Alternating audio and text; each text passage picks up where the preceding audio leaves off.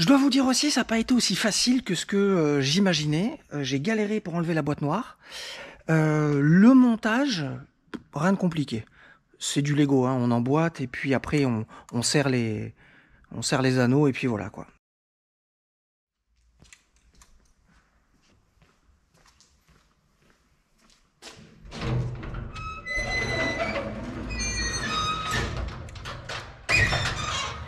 On se retrouve encore dans mon garage parce que j'aimerais changer une pièce sur la moto.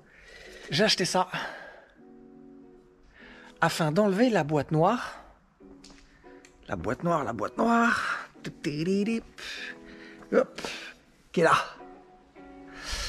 Pour enlever ça, gagner un peu de poids, peut-être en puissance et peut-être pour faire un bruit un peu plus grave, un peu plus ronflant.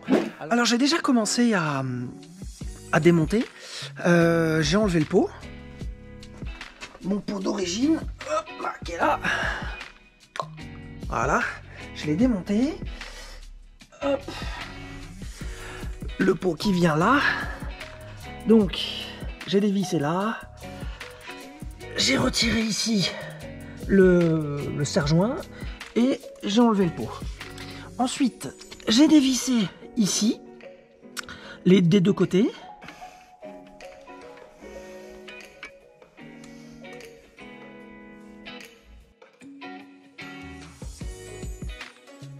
Et puis une dernière. Alors j'ai enlevé ici le serre-joint. Hop. Et une dernière vis ici.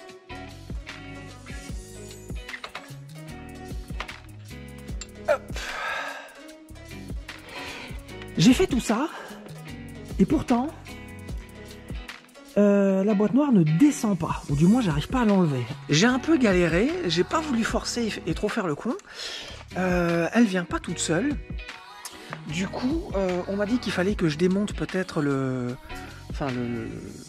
tuyau d'échappement qui va avec et de mettre du W40 et de taper dessus avec un maillet. Bref, on en est là. On va voir si j'y arrive. En avant.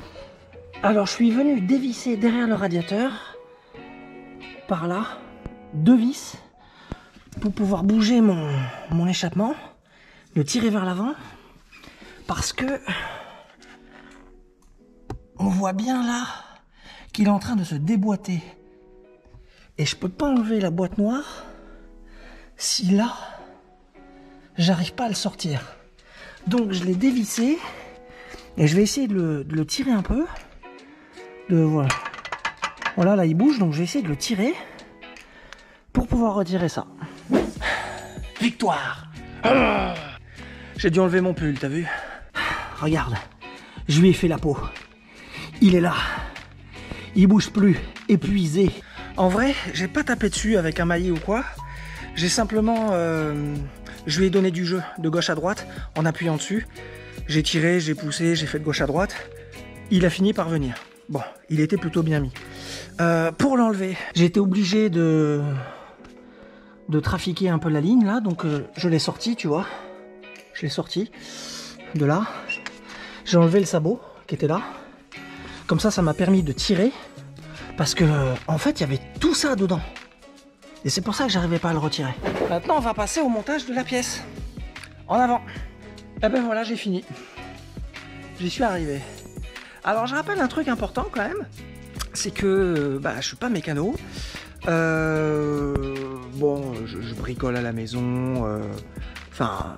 Je me débrouille, mais je suis absolument pas mécanicien, j'ai aucune notion de mécanique. J'avoue que mettre les mains dans le moteur, je regarde toujours avant un tuto ou quelque chose comme ça par peur de faire une connerie.